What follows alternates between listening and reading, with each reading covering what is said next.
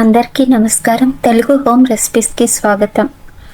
ముందుగా మనం ప్యాన్ పెట్టుకొని అందులో కొంచెం ఆయిల్ వేసుకొని పసుపు, ఉప్పు, కారం ఇవన్నీ వేసుకొని అవి వేడయ్యాక దాంట్లో మనం ఆల్రెడీ ఉడికించి పెట్టుకున్న ఎగ్స్ వేసుకొని ఫ్రై చేసుకోవాలి.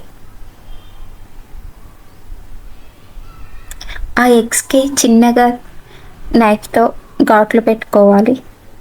అది లోపలికి వెళ్ళిపోయి చాలా టేస్టీగా ఉంటుంది.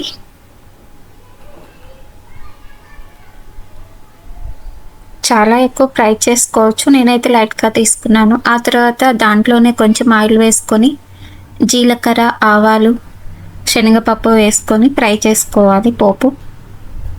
అవి ఫ్రై అయ్యాక సన్నగా కట్ చేసి పెట్టుకున్న ఉల్లిపాయ ముక్కలు కూడా వేసుకొని బాగా ఫ్రై చేసుకోవాలి.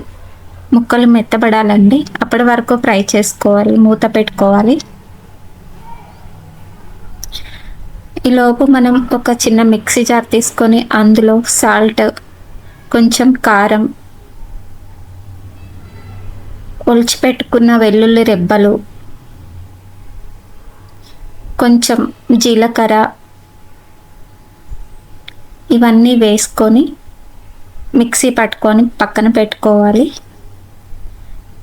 ఈలోపు ఉల్లిగడ్డలు ఫ్రై అయ్యాక ఆల్రెడీ ఉడికించి పెట్టుకున్న ఎగ్స్ కూడా వేసుకొని కలుపుతూ ఫ్రై చేసుకోవాలి.